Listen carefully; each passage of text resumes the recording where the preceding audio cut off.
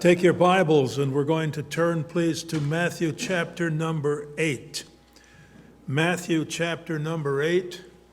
And you might put a marker there because we're going to go somewhere else first, okay? We're going to go also to Mark chapter 5, and I'll spend enough time there that you'll want to turn to it.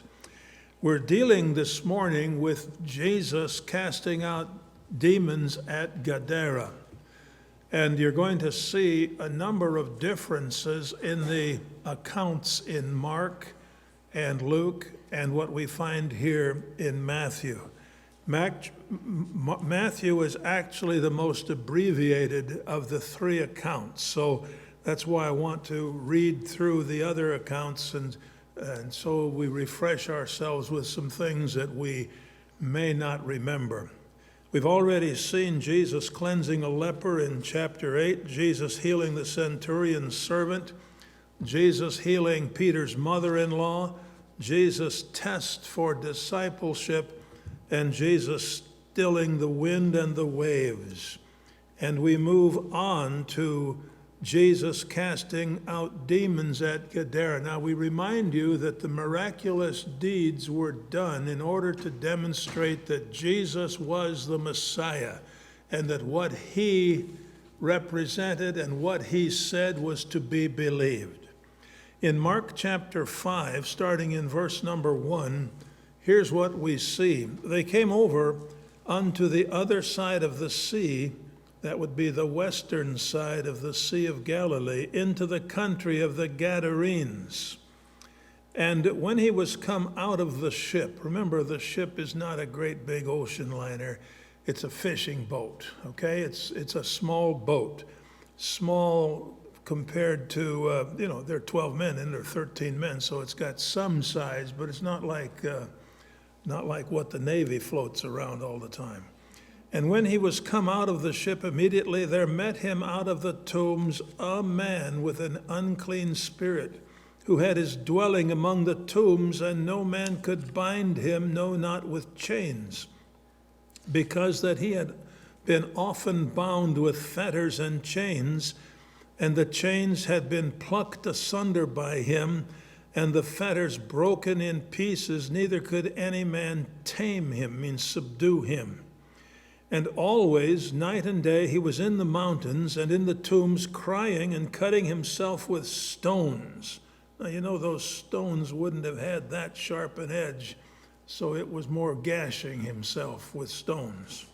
But when he saw Jesus afar off, he ran and worshiped him. It means that the man ran to Jesus and bowed down before him and cried with a loud voice. Now, it's the demon that's speaking. The demon, one demon is doing the speaking when it's I, but pretty soon it's we and us.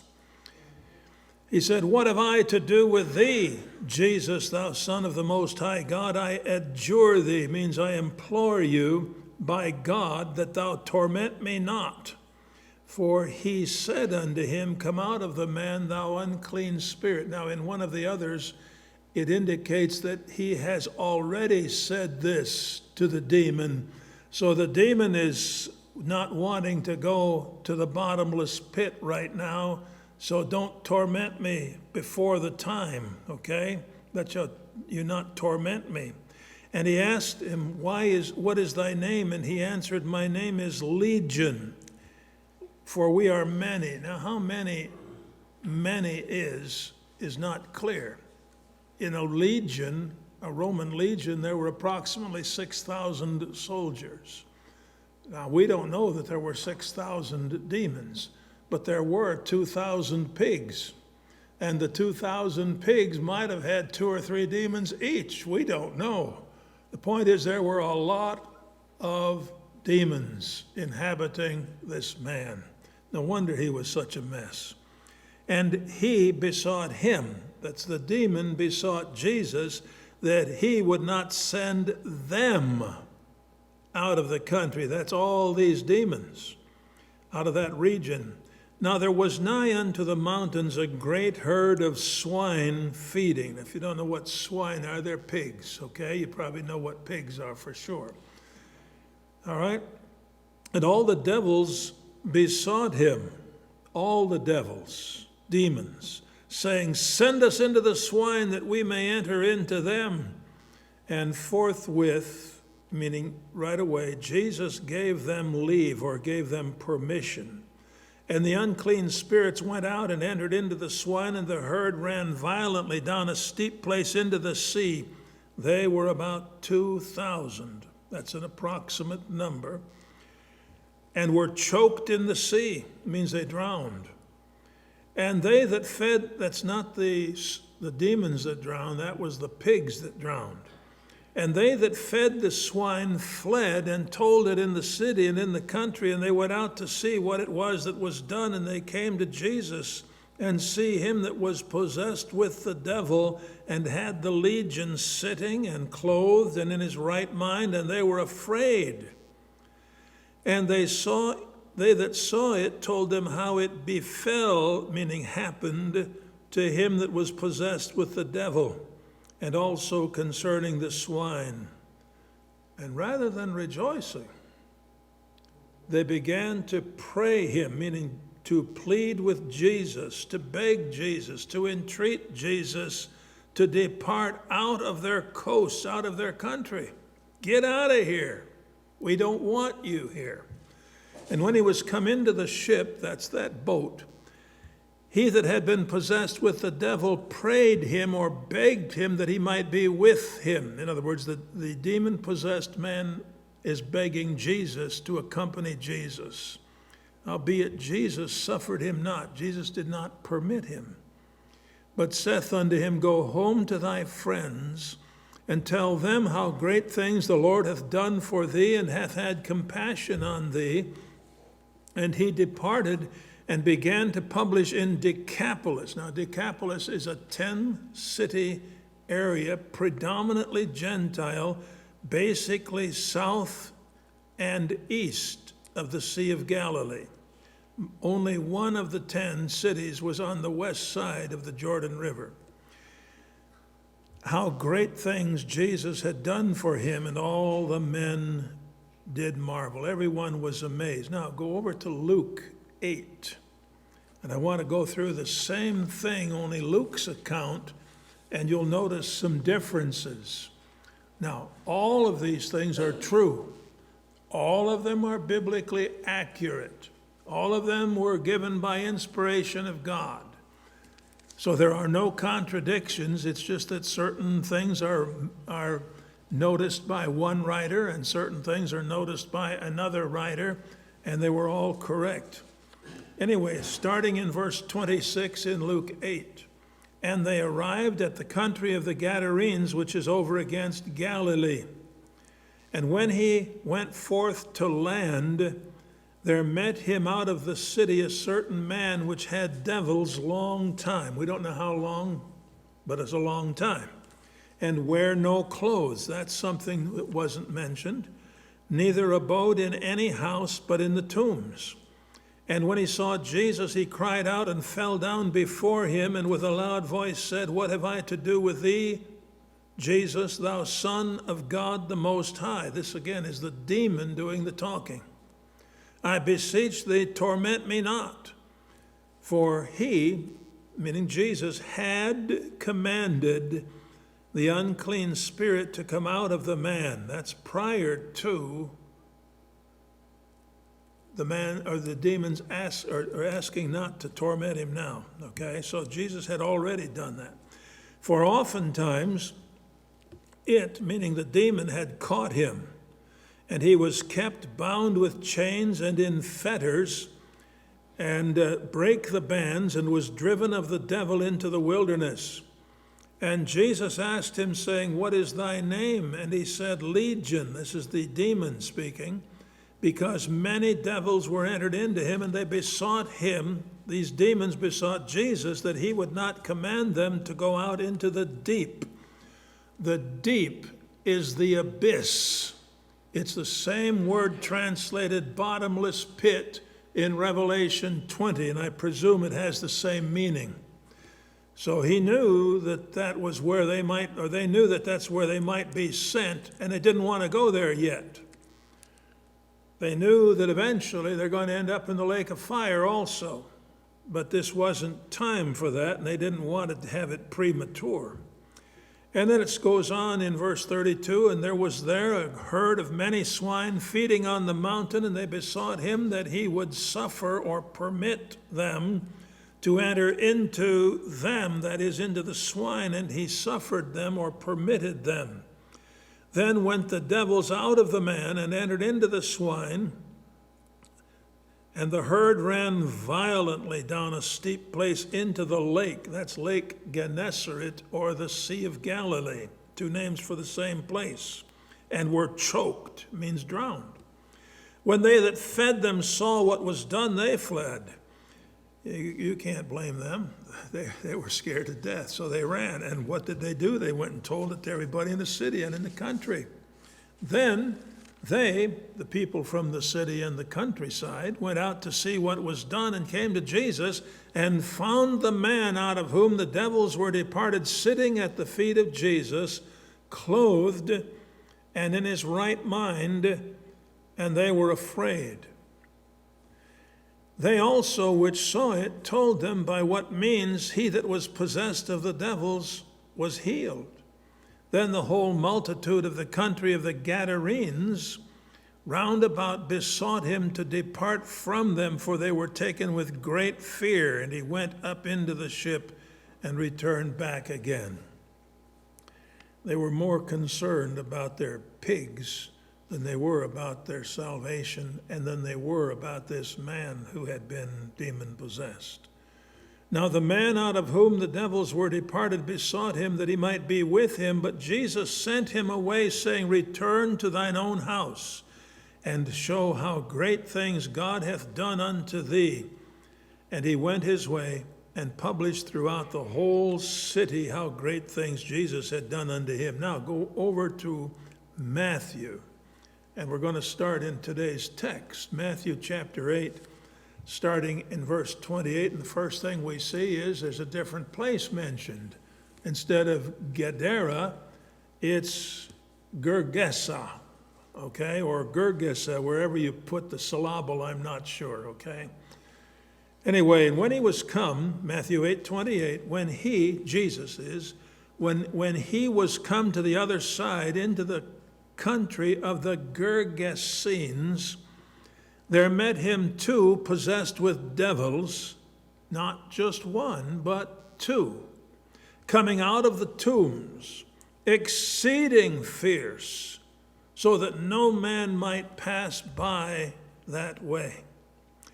Jesus came to the east side of the Sea of Galilee, into the country or region of the Gergesenes. Now, these are people from the town of Gergesa, which was located on the eastern shore of the Sea of Galilee. The parallel accounts in Mark and Luke say Gadarenes. Gadara was located about 6 to 8 miles southeast of the Sea of Galilee. So these towns aren't too far apart, but they are definitely different towns. Now, the implication is this event took place somewhere in between these two towns, and the region could be described by either town's name. The country of the Gergesenes extended to the Sea of Galilee and to the Jordan River. There met him two possessed with devils coming out of the tombs. Okay, two demon-possessed men met Jesus. Mark and Luke only mention one, and both stated that he lived among the tombs. So how many were there? Well, there were two, but Mark and Luke are only dealing with one of them, perhaps the worst case. These two men are described as exceeding fierce, meaning exceedingly violent, exceedingly dangerous, exceedingly difficult to deal with, so that, or with the result that, no man, no one, or nobody might pass that way. No one was able to pass by along that road. You were taking your life in your hands if you would do that. Although often bound with chains, he broke them and freed himself. I'm going to read Mark 5:3-4 again. We've already read it. You don't need to turn to it again. It says, who had his dwelling among the tombs, and no man could bind him, no, not with chains. And the reason for this is because that he had been often bound with fetters and chains, and the chains had been plucked asunder or torn apart by him or pulled apart by him. Rather strong. I'm guessing these were not your real tiny chains, but big enough to confine a man, an ordinary man. And the fetters were broken or smashed in pieces. Neither could any man tame him or subdue him. And then Luke 8:29 says, for he, Jesus, had commanded the unclean spirits to come out of the man, for oftentimes it caught him, and he was kept bound with chains and in fetters, and he brake the bands and was driven of the devil, driven by the demon into the wilderness. We've already seen that when asked what his name was, Legion was the answer, because many devils had entered into him. And so you come to 8:29, whereas in the others, it was the one demon who was asking the question. Now, behold, they cried out in 8:29, saying, what have we to do with thee? We is plural, thee is you singular, and it's suggesting Jesus, thou Son of God. Art thou come hither, meaning did you come here to torment us before the time? Did you get that? Before the time. It suggests that they know what their ultimate fate is going to be, and they know that the time for that is not yet. They, the demons, cried out. They called out in a loud voice, and they said, what have we to do with thee? Why, it amounts to, why did you come out to us at this time? They addressed Jesus as thou Son of God. It indicates that the demons knew exactly who Jesus was. Art thou come hither? Did you come here to torture or harass us before the time that God has appointed? Well, Matthew goes on in verse 30, and there was a good way off from them and herd of many swine feeding. Remember, Mark has said there were about 2,000. When you see the word many, it's used of a large number, but many is in itself indeterminate, so that you cannot really tell how many constitute many. A good way off, or far away from them. Now, how far off? Your guess is as good as the next person's. We don't know. And it's all right not to know. There's no way we can figure out a lot of things. The big problem is we need to know when we don't know. I've heard too many preachers get up making statements that they don't know, but they assert them as if they're facts. I think we should be very careful not to go beyond what the text says, and yet to go as far as the text says and implies. So here's this large herd of swine, and what are the swine doing? They're feeding. Suppose they're all looking for grubs at the same time, tearing up that field? If you've ever been around hogs, you know they'll do that, all right? We had one night, we lived on a farm. This was before your pastor was born. We lived on a farm.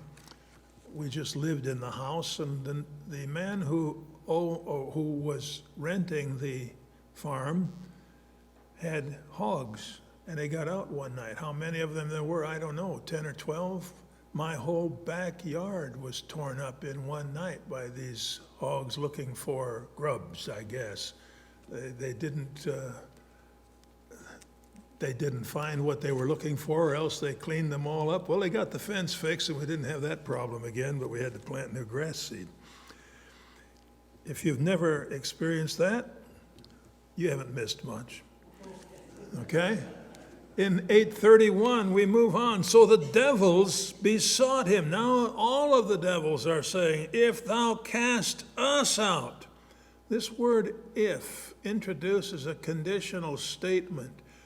This particular condition is assumed as true.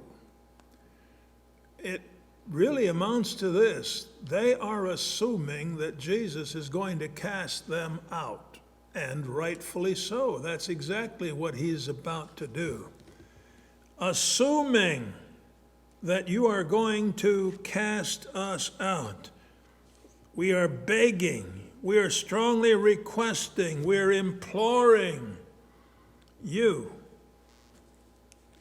that assuming you're going to do this, let us go over there into those pigs. They want to inhabit a being. You maybe didn't realize that animals can be demon-possessed, and if you find one that is really different and wild, you may be surprised what's going on in that demon. I mean, that might be why you call him demon, or somebody might call their horse Diablo or something like that. I don't know what people do, but I don't want to be around a demon-possessed animal. I don't want to be around a demon-possessed person either. Suffer us. You know what that means? Permit us or allow us. The fact that they had to obtain Jesus' permission to do something demonstrates that he had complete control over them. Amen. They could not do anything without his allowing it. And it doesn't make any difference how many of them there were. You know, as you drive down I-40, you want to be careful about going the speed limit lest you get run over. We have cars going by us, and they must be going 85 or 90 miles an hour all the time. And they seem to have the attitude, you can only get one of us at a time. Well, I've seen speed traps where they got more than one, you know, where they had 4 or 5 chase cars and one guy running radar, or somebody in an airplane, they get them all. But here's the deal. God knows, and he didn't miss one of them, okay? You might get by with your going too fast in a particular situation where you didn't even realize that you had crept up, you know, these newer cars. They will do better than the speed limit, and you won't know the difference as well as they drive. But there was no escaping. These demons, every one of them was kicked out of this man. And he said unto them, go. I'm in verse 32. Said to the swine, to the demons, go. And in reality, go is not just giving permission. It's actually a command. Go. He did not just give them his permission to enter the swine. He actually commanded it. And when they were come out is understood in the sense of after they came out of the 2 now formerly demon-possessed men. Okay, remember, I keep saying 1, but there were actually 2. They went into the herd of swine. From what it appears, they indwelt these pigs just like they had previously indwelt the 2 men. Now, if you were one of these pigs, you probably had no clue as to what just happened to you, but you tried to run away from it, and you ran downhill, and you ran over whatever was there, and you got yourself into the water, and you couldn't swim well enough to get out. You drowned. Then what did the demons do? They did not die. It would seem that they actually at that time were confined to the bottomless pit. But the text does not tell us that. So that's my assumption. Right or wrong, that's my assumption. Behold, all of a sudden, the whole herd, were they all demon-possessed? Or were some of them just following the others? Well, I don't know. I'm guessing that they were all demon-possessed. Ran violently, rushed headlong down a steep place into the sea. Down the steep slope or down the the steep bank into the sea. The sea is what? Sea of Galilee. Okay, that's your geographical reference. And perished in the waters. They died. They apparently drowned. They didn't die from any other reason. They drowned in the waters of the Sea of Galilee. And as I've said, after the pigs drowned, whatever happened to the demons is not stated. It's assumed that they were sent to the abyss or bottomless pit. It should be noted that Jesus did not cause these pigs to die. Okay? The demons caused it. Jesus permitted them to cause it, but Jesus was not responsible for their deaths. Verse 33, and they that kept them fled. They that kept the pigs, the herdsmen, fled. They ran away and went their ways into the city. Sounds like they didn't all go in the same direction. There's a lot of ways to get to that city, and they took every one of them. I don't know how many people were keeping 2,000 pigs, but it would be several at least. I don't know whether they had any fencing. I don't know what the situation was. If they had fencing, they wouldn't need as many, but the idea is, however many there were, they fled wherever they could go. They scattered. And they told everybody. They told everything to everybody they could. They announced all things. And they told also what was befallen to the possessed of the devils. It indicates they announced all the things that had happened to the two demon-possessed men.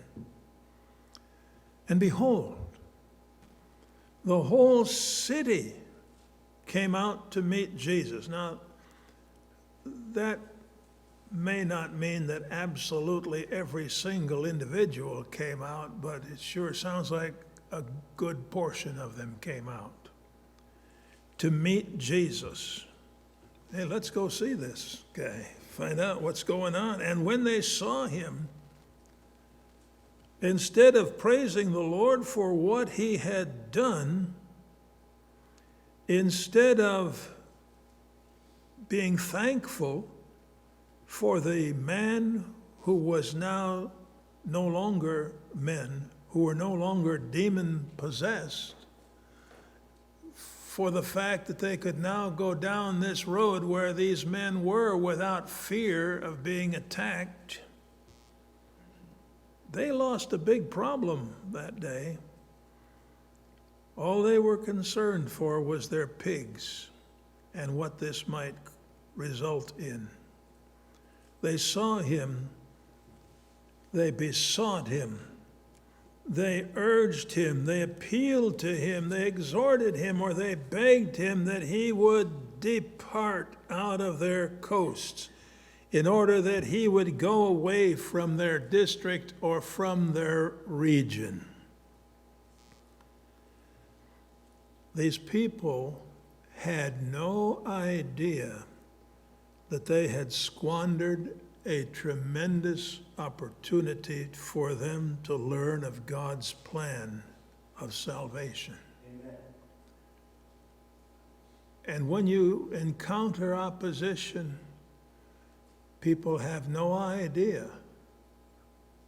what they have done.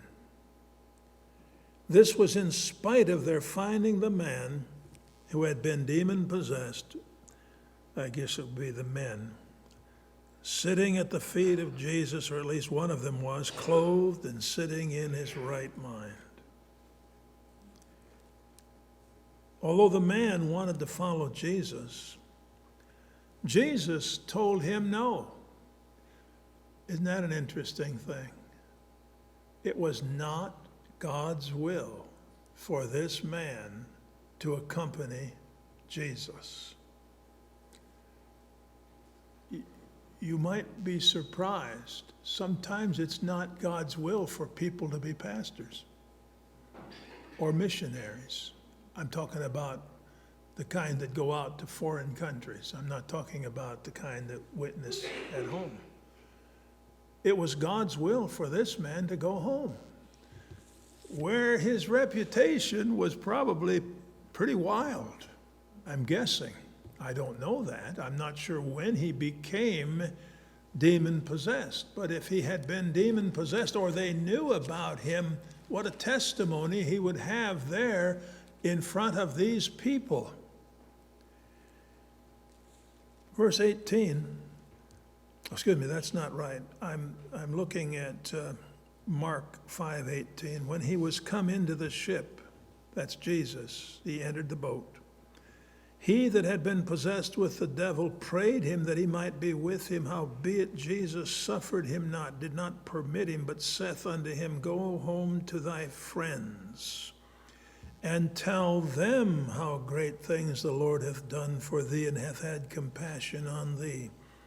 And he departed and began to publish in Decapolis, that's not just one town now, but that's a 10-city area, how great things Jesus had done for him, and all men did marvel, or every one was amazed. It wouldn't be too much later that Jesus went to this same area where he fed the 4,000. Might there be some correlation between this man's testimony in that area and the people that came out to see Jesus on that particular occasion? But then there's a question that arises. Jesus has often told people, don't tell anyone. So why did he tell this man to go home and tell it to everybody? Well, I can only venture a guess. The text doesn't say. But this man was apparently a Gentile, and was apparently, the preaching that he would do was apparently confined to a Gentile area where Jesus was not particularly welcome and would not be spending a lot of time, whereas the others in other situations were Jews living in areas where Jesus' main ministry was centered. And remember, the people in Israel were wanting to take Jesus and make him a king. They wanted a popular or political Messiah who would lead them in their revolt against Rome. They weren't wanting a savior. So whatever this man would do in that area would not have any effect on Jesus' future ministry. The people living in Gadara had no idea that they had squandered a tremendous opportunity for them to learn about Jesus and God's plan of salvation. We can learn a lesson from this. We should not squander our opportunities to learn about Jesus. People who are unsaved should not squander their opportunities to learn about Jesus and salvation. Believers should not squander their opportunities to learn the Word of God. I say that to people who are not squandering their opportunities. But it is to our real advantage to study the Word of God diligently on our own. And then, when we come together in the church services, to check our thinking and our understanding with what is taught in our Sunday school, morning and evening services, and prayer meeting. Now, the pastor and I never want to be mistaken in anything we say. Sometimes words slip in that aren't intended and they actually are wrong, and we understand how that works. If you've never been a public speaker, you don't maybe understand how that happens, but my wife used to smile at a lady that sat next to her. Every time I saw these two smiling at each other, I wonder what I said. And then they would tell me, "Do you know what you said?" What did I say this time? I remember seeing a video of me doing a wedding when I asked, "Who giveth this man to be married to this woman?" I had no idea that I said that. It happens. It's still on video. They still got that video. I don't really want to see it, but that's what happens. Our minds get running ahead of our mouths, or is it the other way around? Our mouths get running ahead of our minds. Anyway, some things stick out or come in. The word "not," for example, if it should be inserted and we leave it out, we've said something that's just the opposite of what we should have said. But if we stick it in and it shouldn't be in there, then we've said something opposite. You have to understand that. But you have a job. Listen to the teaching that's available to you. Take advantage of every opportunity. Again, I say that to the people that are